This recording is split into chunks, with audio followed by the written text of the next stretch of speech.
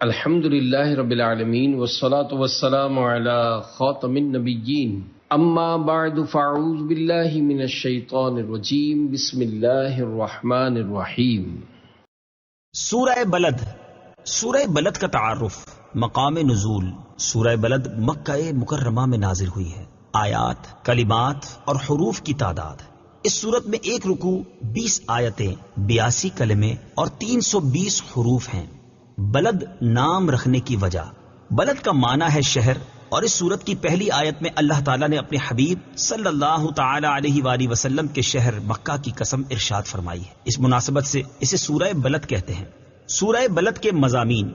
اس سورت کا مرکزی مضمون یہ ہے کہ اس میں انسان کی سعادت اور بدبختی کے بارے میں کلام کیا گیا ہے، اور اس میں یہ مضامین بیان ہوئے ہیں۔ نمبر 1، اس کی ابتدا میں اللہ تعالیٰ نے شہر مکہ کی حضرت ابراہیم علیہ السلام اور اپنے حبیب صلی اللہ تعالی علیہ وسلم کی قسم ذکر کر کے فرمایا کہ بے شک ہم نے آدمی کو مشقت میں رہتا پیدا کیا ہے۔ نمبر 2، بری جگہ اور بری نیت سے مال خرچ کرنے والے کی مذمت بیان کی گئی، اور یہ بتایا گیا کہ وہ یہ نہ سمجھے کہ اسے کوئی نہیں دیکھ رہا بلکہ اللہ تعالیٰ اسے دیکھ رہا ہے۔ نمبر 3، یہ بیان کیا گیا کہ اللہ تعالیٰ نے انسان کو 2 آنکھیں، زبان اور 2 ہونٹ دیے ہیں، اور اس کے سامنے اچھائی اور برائی دونوں کے راستے واضح کر دیے ہیں۔ اب اسے اختیار ہے کہ وہ اپنی عقل کو استعمال کرتے ہوئے اپنے لیے جس راستے کو چاہے چن لے۔ نمبر 4، اس سورت کے آخر میں مال خرچ کرنے کے مصارف بیان کیے گئے، اور یہ بتایا گیا کہ ان جگہوں پر مال خرچ کرنے والا اگر ان لوگوں میں سے ہو جو ایمان لائے اور انہوں نے آپس میں صبر کی نصیحتیں کی اور آپس میں مہربانی کی تاکیدیں کی،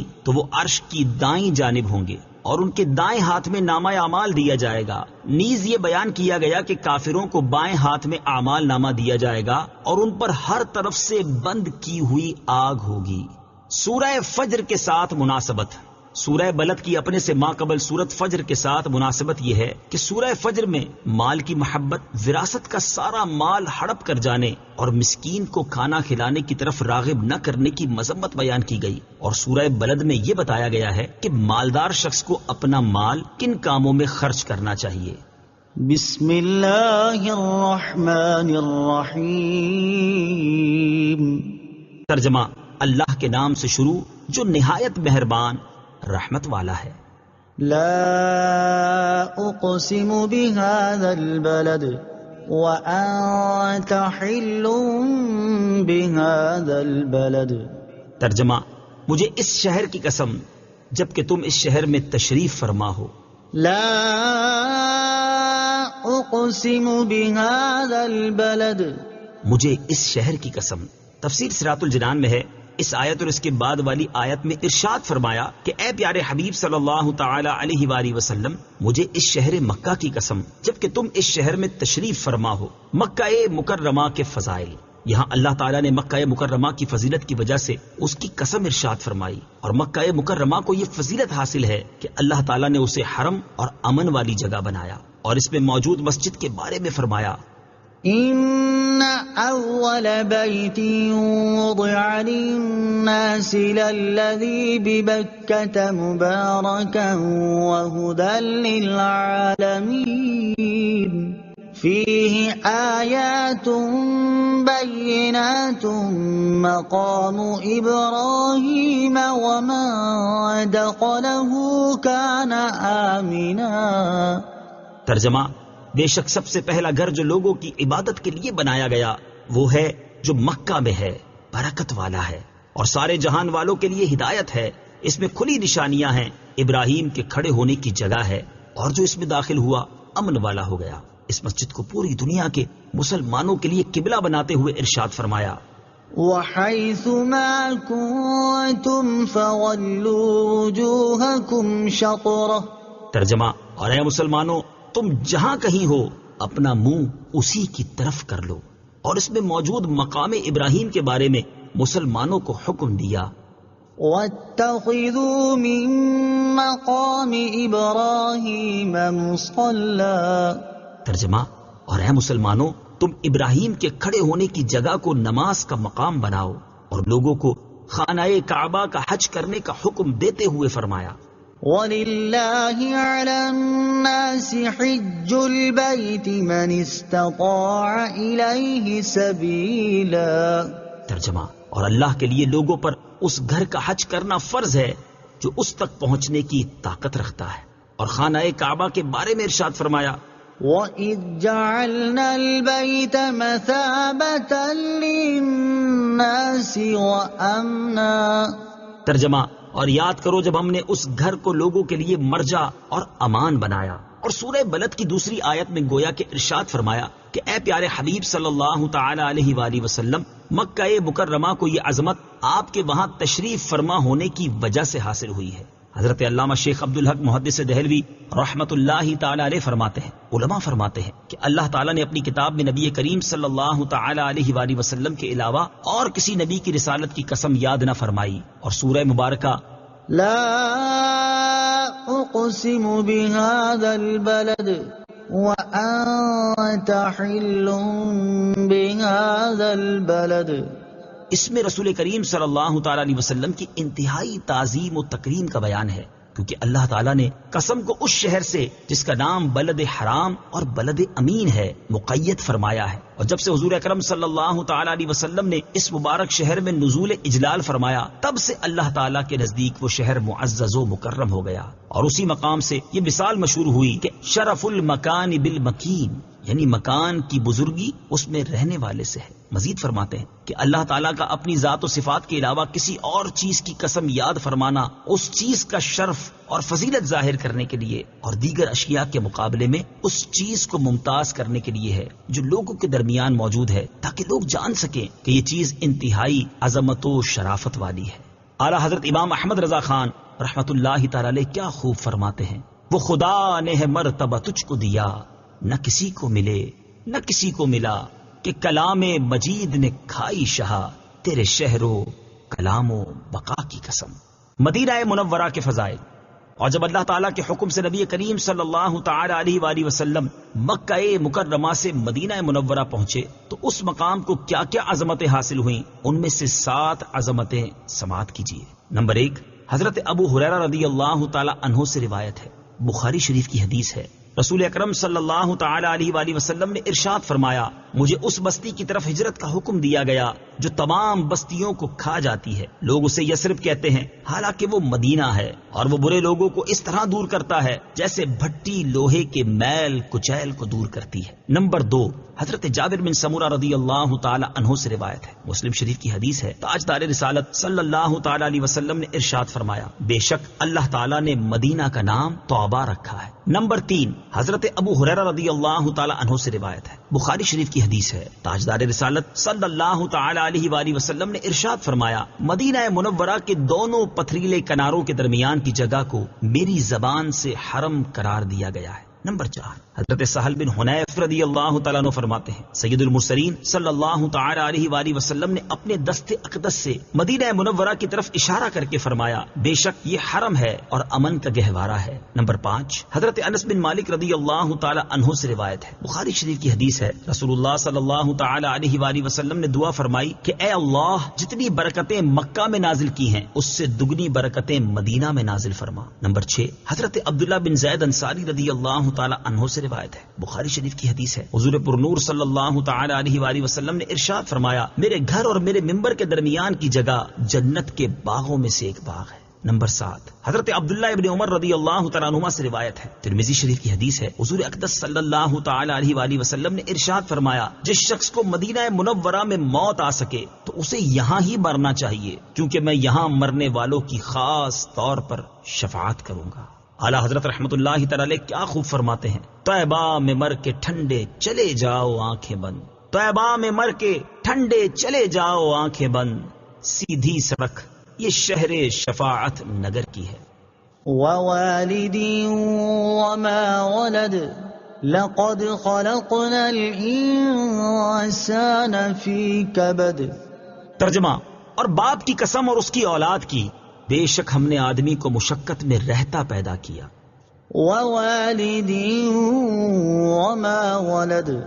اور باپ کی قسم اور اس کی اولاد کی۔ تفسیر صراط الجنان میں ہے، اس آیت کے بارے میں مفسرین کا ایک قول یہ ہے کہ یہاں باپ سے مراد حضرت ابراہیم علیہ الصلوۃ والسلام ہے، اور ان کی اولاد سے مراد حضرت اسماعیل علیہ الصلوۃ والسلام ہے۔ اور چونکہ نبی کریم صلی اللہ تعالی علیہ وآلہ وسلم بھی بالواسطہ حضرت ابراہیم کی اولاد میں سے ہیں، اس لیے اولاد کی قسم میں آپ صلی اللہ تعالی علیہ وآلہ وسلم بھی داخل ہیں۔ دوسرا قول یہ ہے کہ یہاں باپ سے مراد حضرت آدم علیہ الصلوۃ والسلام ہے اور اولاد سے آپ علیہ الصلوۃ والسلام کی ذریت مراد ہے۔ اور تیسرا قول یہ بھی ہے کہ یہاں والد سے سرکار دو عالم صلی اللہ تعالی علیہ وآلہ وسلم اور اولاد سے آپ صلی اللہ تعالی علیہ وآلہ وسلم کی امت مراد ہے۔ اس کی تائید حدیث پاک سے بھی ہوتی ہے، جیسا کہ سنن نسائی میں حضرت ابو ہریرہ رضی اللہ تعالی عنہ سے روایت ہے، حضور اقدس صلی اللہ تعالی علیہ وآلہ وسلم نے ارشاد فرمایا، میں تمہارے لیے باپ کی طرح ہوں، میں تمہیں تمہارے دینی معاملات سکھاتا ہوں۔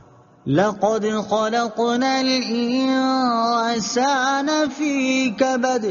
بے شک ہم نے آدمی کو مشقت میں رہتا پیدا کیا۔ تفسیر صراط الجنان میں ہے، اللہ تعالیٰ نے شہر مکہ کی حضرت ابراہیم علیہ الصلوۃ والسلام اور اپنے حبیب صلی اللہ تعالی علیہ وآلہ وسلم کی قسم یاد کر کے ارشاد فرمایا کہ بے شک ہم نے آدمی کو مشقت میں رہتا پیدا کیا کہ وہ حمل کے دوران ایک تنگ و تاریک مکان میں رہے، ولادت کے وقت تکلیف اٹھائے، دودھ پینے، دودھ چھوڑنے، معاش کے حصول اور زندگی اور موت کی مشقتوں کو برداشت کرے۔ مصائب اور تکالیف میں بے شمار حکمتیں ہیں۔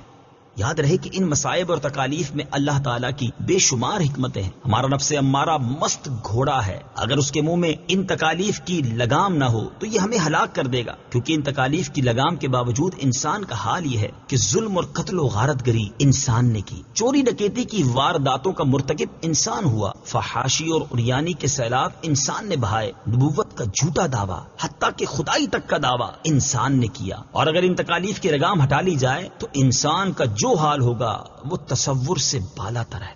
أَيَحْسَبُ أَن لَّن يَقْدِرَ عَلَيْهِ أَحَدٌ يَقُولُ أَهْلَكْتُ مَالًا لُبَدًا أَيَحْسَبُ أَن لَّمْ يَرَهُ أَحَدٌ۔ ترجمہ، کیا آدمی یہ سمجھتا ہے کہ ہرگز اس پر کوئی قدرت نہیں پائے گا؟ کہتا ہے کہ میں نے ڈھیروں مال ختم کر دیا۔ کیا آدمی یہ سمجھتا ہے کہ اسے کسی نے نہ دیکھا؟ أَيَحْسَبُ أَن لَّن يَقْدِرَ عَلَيْهِ أَحَدٌ۔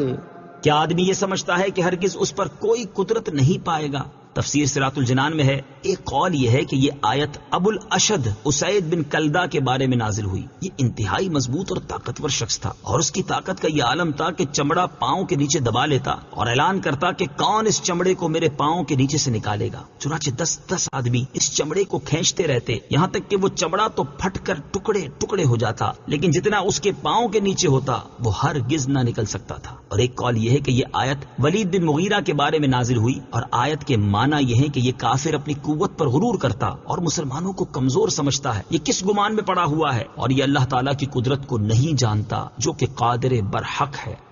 يقول أهلكت مالا لبدا، کہتا ہے کہ میں نے ڈھیروں مال ختم کر دیا۔ تفسیر صراط الجنان میں ہے، یہاں سے اس کافر کا قول ذکر کیا گیا۔ چنانچہ اس آیت اور اس کے بعد والی آیت کا خلاصہ یہ ہے کہ وہ کافر کہتا ہے کہ میں نے نبی کریم صلی اللہ تعالی علیہ وآلہ وسلم کی عداوت اور دشمنی میں لوگوں کو دے دے کر ڈھیروں مال ختم کر دیا تاکہ وہ لوگ حضور اقدس صلی اللہ تعالی علیہ وآلہ وسلم کو تکلیف پہنچائیں۔ کیا اس کافر کا یہ گمان ہے کہ اسے اللہ تعالیٰ نے نہیں دیکھا اور اللہ تعالیٰ اس سے سوال نہیں کرے گا کہ اس نے یہ مال کہاں سے حاصل کیا اور کس کام پر خرچ کیا؟ ایسا ہرگز نہیں۔ اللہ تعالیٰ اس کی خبیث نیت اور باطنی فساد سے باخبر ہے، اور وہ اسے اس کی سزا دے گا۔ بری نیت سے اور بری جگہ پر مال خرچ کرنے کا انجام۔ اس سے معلوم ہوا کہ بری نیت سے اور بری جگہ پر مال خرچ کرنے کا انجام بہت سخت ہے۔ اس سے وہ لوگ عبرت حاصل کریں جو رشوت کے ذریعے دنیا کا عہدہ اور منصب حاصل کرنے کے لیے اور شادی کی ناجائز رسموں کو پورا کرنے کے لیے بے تحاشا مال خرچ کرتے ہیں۔ اسی طرح وہ لوگ بھی درس حاصل کریں کہ جو ظاہری طور پر تو نیک کاموں میں اپنا مال خرچ کر رہے ہیں، لیکن ان کی نیت یہ ہے کہ اس عمل سے لوگ ان کی واہ واہ کریں اور لوگوں میں ان کی نیک نامی مشہور ہو۔ ایسے لوگوں کے لیے 2 احادیث میں بڑی عبرت ہے۔ چنانچہ نمبر 1 حضرت عبداللہ ابن مسعود رضی اللہ تعالی عنہ سے روایت ہے، حضور اقدس صلی اللہ تعالی علیہ وآلہ وسلم نے ارشاد فرمایا، قیامت کے دن انسان اپنے رب کی بارگاہ سے اس وقت تک قدم نہ ہٹا سکے گا جب تک اس سے ان 5 چیزوں کے بارے میں سوال نہ کر لیا جائے۔ نمبر 1 اس کی زندگی کے بارے میں کہ اسے کن کاموں میں گزارا۔ نمبر 2 اس کی جوانی کے بارے میں کہ اسے کن کاموں میں صرف کیا۔ نمبر 3 اور 4 اس کے مال کے بارے میں کہ کہاں سے مال کمایا اور کہاں پر خرچ کیا۔ نمبر 5 اس کے علم کے بارے میں کہ اس نے اپنے علم پر کہاں تک عمل کیا۔ نمبر 2، حضرت شداد بن اوس رضی اللہ تعالیٰ عنہ سے روایت ہے، حضور پرنور صلی اللہ تعالیٰ علیہ وآلہ وسلم نے ارشاد فرمایا، جس نے دکھاوے کے لیے روزہ رکھا تو اس نے شرک کیا، جس نے دکھاوے کے لیے نماز پڑھی تو اس نے شرک کیا، اور جس نے ریاکاری کرتے ہوئے صدقہ کیا تو اس نے شرک کیا۔ اللہ تعالیٰ ایسے لوگوں کے حال پر رحم فرمائے اور انہیں اپنی بگڑی عادتیں اور خراب حالات درست کرنے کی توفیق عطا فرمائے، آمین۔ أَلَمْ نَجْعَلْ لَهُ عَيْنَيْنِ وَلِسَانًا وَشَفَتَيْنِ وَهَدَيْنَاهُ النَّجْدَيْنِ۔ ترجمہ، کہ ہم نے اس کی 2 آنکھیں نہ بنائیں اور زبان اور 2 ہونٹ، اور ہم نے اسے 2 راستے دکھائے۔ أَلَمْ نَجْعَلْ لَهُ عَيْنَيْنِ، کیا ہم نے اس کی 2 آنکھیں نہ بنائیں؟ تفسیر صراط الجنان میں ہے، یہاں سے اللہ تعالیٰ نے اپنی چند نعمتوں کا ذکر فرمایا ہے تاکہ اس کافر کو عبرت حاصل کرنے کا موقع ملے۔ چنانچہ اس آیت اور اس کے بعد والی 2 آیات کا خلاصہ یہ ہے کہ کیا ہم نے اس کافر کی 2 آنکھیں نہ بنائیں جن سے وہ دیکھتا ہے، اور کیا ہم نے اسے زبان نہ دی جس سے وہ بولتا ہے اور اپنے دل کی بات بیان میں لاتا ہے، اور کیا ہم نے اسے 2 ہونٹ نہ دیے جن سے وہ اپنے منہ کو بند کرتا ہے اور بات کرنے، کھانے پینے اور پھونکنے میں ان سے کام لیتا ہے، اور کیا ہم نے اسے ماں کے دودھ سے بھرے پستانوں کی راہ نہ بتائی کہ پیدا ہونے کے بعد وہ ان سے دودھ پیتا اور غذا حاصل کرتا رہا۔ زبان کی اہمیت اور اس کی حفاظت کی ترغیب تفسیر روح البیان میں ہے۔ اللہ تعالیٰ نے انسان کو زبان عطا کی اور اس میں گفتگو کرنے کی صلاحیت بھی پیدا کی، اور اس نعمت کی اہمیت کا اندازہ اس سے لگایا جا سکتا ہے کہ اس کے ذریعے انسان کلام کرتا اور اپنے دل کی بات بیان کرتا ہے، اس کے ذریعے معاملات سر انجام دیتا اور کھانے والی چیزوں کے ذائقے معلوم کرتا ہے۔ اور اگر انسان کی زبان نہ ہوتی، یا زبان تو ہوتی لیکن اس میں گفتگو کرنے کی صلاحیت نہ ہوتی، تو انسان کو اپنے معاملات سر انجام دینے کے لیے اشارے اور تحریر کا سہارا لینا پڑتا، اور اس سے جو دشواری ہوتی اس کا اندازہ گفتگو کرنے کی صلاحیت سے محروم لوگوں کو دیکھ کر کیا جا سکتا ہے۔ اور اس نعمت پر اللہ تعالیٰ کا جتنا بھی شکر ادا کیا جائے وہ کم ہے۔ حضرت علامہ اسماعیل حقی رحمت اللہ تعالیٰ علیہ فرماتے ہیں، اس آیت میں یہ تنبیہ بھی ہے کہ اچھی اور نیک باتوں کے علاوہ انسان کم کلام کیا کرے اور فضول و بے فائدہ کلام نہ کرے۔ اور اللہ تعالیٰ نے جو زبان کو منہ کے اندر رکھا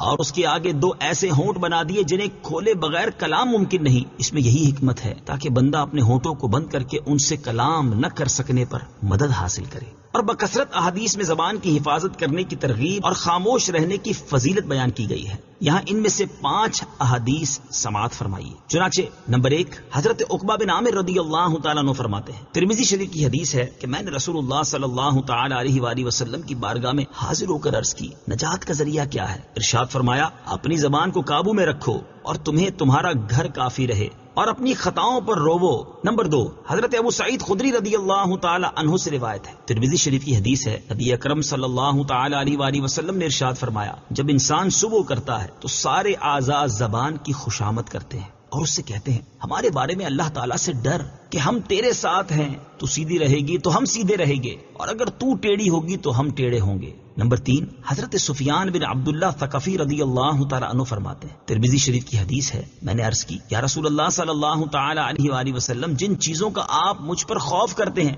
ان میں زیادہ خطرناک کیا چیز ہے؟ تو آپ صلی اللہ تعالیٰ علیہ وسلم نے اپنی زبان پکڑی اور فرمایا، یہ یعنی تمہاری زبان سب سے زیادہ خطرناک ہے۔ نمبر 4، حضرت عبداللہ بن عمر رضی اللہ تعالیٰ عنہ سے روایت ہے، حضور پرنور صلی اللہ تعالیٰ علیہ وآلہ وسلم نے ارشاد فرمایا، جو خاموش رہا نجات پا گیا۔ نمبر 5، حضرت عمران بن حسین رضی اللہ تعالیٰ عنہ سے روایت ہے، نبی کریم صلی اللہ تعالیٰ علیہ وسلم نے ارشاد فرمایا، انسان کا خاموشی پر ثابت رہنا 60 برس کی عبادت سے افضل ہے۔ اللہ تعالیٰ ہمیں زبان جیسی عظیم نعمت کی اہمیت کو سمجھنے، اس نعمت کے ملنے پر اللہ تعالیٰ کا شکر ادا کرنے، فضول اور بیکار باتوں اور ناجائز کلام سے اس کی حفاظت کرنے کی توفیق عطا فرمائے، آمین۔ وَهَدَيْنَاهُ النَّجْدَيْنِ، اور ہم نے اسے 2 راستے دکھائے۔ تفسیر صراط الجنان میں ہے، یہاں آیت میں نجدین کے بارے میں مفسرین کا ایک قول یہ ہے کہ اس سے ماں کی دونوں چھاتیاں مراد ہیں، اور ایک قول یہ ہے کہ اس سے اچھائی اور برائی کے 2 راستے مراد ہیں جو جنت یا جہنم تک پہنچاتے ہیں۔ فَلَاقْتَحَمَ الْعَقَبَةَ وَمَا أَدْرَاكَ مَا الْعَقَبَةُ فَكُّ رَقَبَةٍ أَوْ إِطْعَامٌ فِي يَوْمٍ ذِي مَسْغَبَةٍ يَتِيمًا ذَا مَقْرَبَةٍ أَوْ مِسْكِينًا ذَا مَتْرَبَةٍ ترجمہ: پھر بغیر سوچے سمجھے کیوں نہ گھاٹی میں کود پڑا، اور تجھے کیا معلوم کہ وہ گھاٹی کیا ہے؟ کسی بندے کی گردن چھڑانا، یا بھوک کے دن میں کھانا دینا، رشتہ دار یتیم کو یا خاک نشین مسکین کو۔ فلاقتحم العقبہ، پھر بغیر سوچے سمجھے کیوں نہ گھاٹی میں کود پڑا۔ تفسیر صراط الجنان میں ہے، یعنی جب اللہ تعالیٰ کی نعمتیں ظاہر اور وافر ہیں تو اس پر لازم تھا کہ وہ ان نعمتوں کا شکر ادا کرے، لیکن اس نے نیک اعمال کر کے ان جلیل اور عظیم نعمتوں کا شکر ادا نہ کیا۔ یہاں نیک اعمال کرنے کو گھاٹی میں کودنے سے اس مناسبت کی وجہ سے تعبیر کیا گیا کہ جس طرح گھاٹی میں چلنا اس پر دشوار ہے، اسی طرح نیکیوں کے راستے پر چلنا نفس پر دشوار ہے۔ وما ادراک ما العقبہ، اور تجھے کیا معلوم کہ وہ گھاٹی کیا ہے؟ تفسیر صراط الجنان میں ہے، اس آیت اور اس کے بعد والی 4 آیات کا خلاصہ یہ ہے کہ اور تجھے کیا معلوم کہ وہ گھاٹی کیا ہے اور اس میں کودنا کیا ہے۔ وہ گھاٹی اور اس میں کودنا یہ ہے: نمبر 1، کسی بندے کی گردن غلامی سے چھڑانا۔ یہ عمل خواہ اس طرح ہو کہ کسی غلام کو آزاد کر دے، یا اس طرح ہو کہ مکاتب غلام کو اتنا مال دے دے جس سے وہ آزادی حاصل کر سکے، یا کسی غلام کو آزاد کرانے میں مدد کرے، یا کسی قیدی یا قرض دار کو رہا کرانے میں ان کی مدد کرے۔ نیز اس کے یہ معنی بھی ہو سکتے ہیں کہ نیک اعمال اختیار کر کے اپنی گردن آخرت کے عذاب سے چھڑائے۔ نمبر 2، قحط اور تنگی کے دن رشتہ دار یتیم کو یا خاک نشین مسکین کو کھانا دینا جو کہ انتہائی تنگ دست اور مصیبت زدہ ہو، نہ اس کے پاس اوڑھنے کے لیے کچھ ہو اور نہ بچھانے کے لیے کچھ ہو، کیونکہ قحط کے دنوں میں مال نکالنا نفس پر بہت شاق اور اجر عظیم ملنے کا سبب ہوتا ہے۔ غلام آزاد کرنے یا آزادی میں اس کی مدد کرنے کے فضائل۔ غلام آزاد کرنے یا آزادی میں اس کی مدد کرنے کی بہت فضیلت ہے۔ بخاری شریف کی حدیث ہے، چنانچہ حضرت ابو ہریرہ رضی اللہ تعالی عنہ سے روایت ہے، حضور اقدس صلی اللہ تعالی علیہ وآلہ وسلم نے ارشاد فرمایا، جس نے کسی مسلمان غلام کو آزاد کر دیا تو اللہ تعالیٰ اس غلام کے ہر عضو کے بدلے غلام آزاد کرنے والے کا عضو جہنم سے آزاد کر دے گا۔ اور حضرت معاذ رضی اللہ تعالیٰ عنہ سے روایت ہے، حضور پر نور صلی اللہ تعالی علیہ وآلہ وسلم نے ارشاد فرمایا، اے معاذ، کوئی چیز اللہ تعالیٰ نے غلام آزاد کرنے سے زیادہ پسندیدہ روئے زمین پر پیدا نہیں کی۔ حضرت سمورہ بن جندب رضی اللہ تعالیٰ عنہ سے روایت ہے، حضور اکرم صلی اللہ تعالی علیہ وآلہ وسلم نے ارشاد فرمایا، افضل صدقہ یہ ہے کہ گردن چھڑانے میں سفارش کی جائے۔ بھوکے مسلمان کو کھانا کھلانے کے فضائل۔ بھوکے مسلمان کو کھانا کھلانے کی بہت فضیلت ہے، چنانچہ حضرت ابو سعید خدری رضی اللہ تعالیٰ عنہ سے روایت ہے کہ رسول اللہ صلی اللہ تعالی علیہ وآلہ وسلم نے ارشاد فرمایا، جو مسلمان کسی بھوکے مسلمان کو کھانا کھلائے اللہ تعالیٰ اسے جنت کے پھل کھلائے گا، اور جو مسلمان کسی پیاسے مسلمان کو پانی پلائے گا اللہ تعالیٰ اسے رحیق مختوم یعنی جنت کی سر بند شراب پلائے گا۔ اور حضرت جابر رضی اللہ تعالیٰ عنہ سے روایت ہے، نبی کریم صلی اللہ تعالی علیہ وسلم نے ارشاد فرمایا، مغفرت لازم کر دینے والی چیزوں میں سے بھوکے مسلمان کو کھانا کھلانا ہے۔ یتیم کی کفالت اور اس کے ساتھ احسان کرنے کے فضائل۔ یتیم کی کفالت کرنے اور اس کے ساتھ احسان کرنے اور اسے کھانا کھلانے کی بہت فضیلت ہے، چنانچہ بخاری شریف کی حدیث میں ہے، حضرت سہل بن سعد رضی اللہ تعالی عنہ سے مروی ہے، رسول اللہ صلی اللہ تعالی علیہ وآلہ وسلم نے ارشاد فرمایا، جو شخص یتیم کی کفالت کرے وہ یتیم اسی گھر کا ہو یا غیر کا، میں اور وہ دونوں جنت میں اس طرح ہوں گے۔ حضور اقدس صلی اللہ تعالی علیہ وآلہ وسلم نے کلمہ کی انگلی اور بیچ کی انگلی سے اشارہ کیا اور دونوں انگلیوں کے درمیان تھوڑا سا فاصلہ کیا۔ اور حضرت ابو ہریرہ رضی اللہ تعالیٰ عنہ سے روایت ہے، ابن ماجہ کی حدیث ہے، رسول کریم صلی اللہ تعالی علیہ وسلم نے ارشاد فرمایا، مسلمانوں میں سب سے بہتر گھر وہ ہے جس میں کوئی یتیم ہو اور اس کے ساتھ احسان کیا جاتا ہو، اور مسلمانوں میں سب سے برا وہ گھر ہے جس میں یتیم ہو اور اس کے ساتھ برا سلوک کیا جاتا ہو۔ اور حضرت عبداللہ ابن عباس رضی اللہ تعالیٰ عنہما سے روایت ہے، مشکات شریف کی حدیث ہے، حضور پر نور صلی اللہ تعالی علیہ وسلم نے ارشاد فرمایا، جو شخص یتیم کو اپنے کھانے پینے میں شریک کرے اللہ تعالیٰ اس کے لیے ضرور جنت واجب کر دے گا،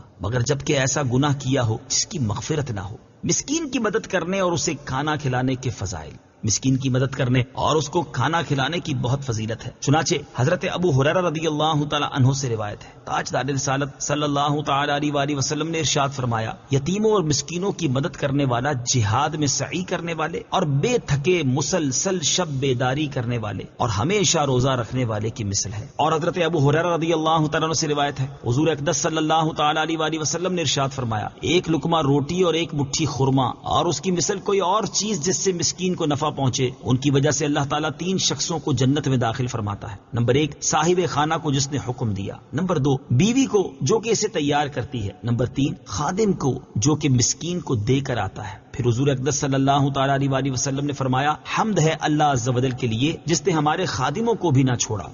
ثم كان من الذين آمنوا وتواصوا بالصبر وتواصوا بالمرحمة أولئك أصحاب الميمنة۔ ترجمہ، پھر یہ ان میں سے ہو جو ایمان لائے اور انہوں نے آپس میں صبر کی نصیحتیں کی اور آپس میں مہربانی کی تاکیدیں کی، یہ دائیں طرف والے ہیں۔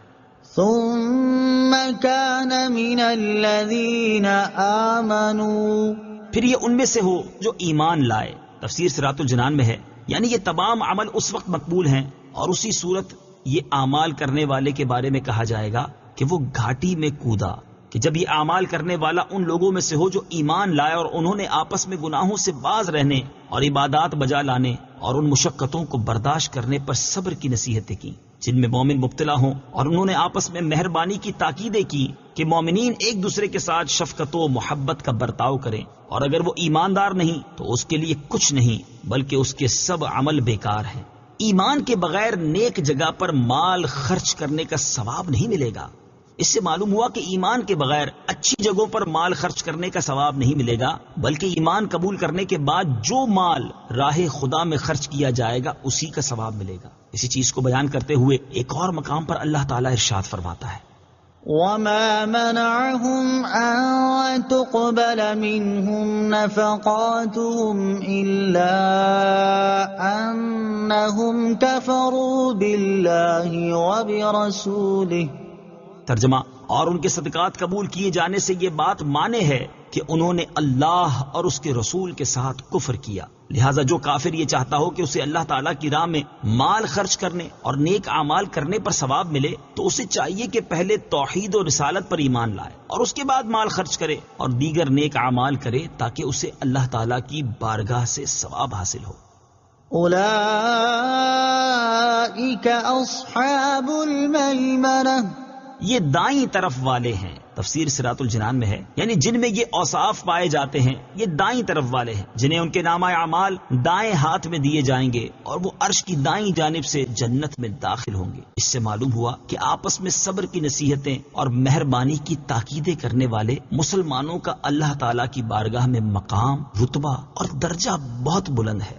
والذین کفروا بآیاتنا هم اصحاب المشأمة علیہم نار مؤصدہ۔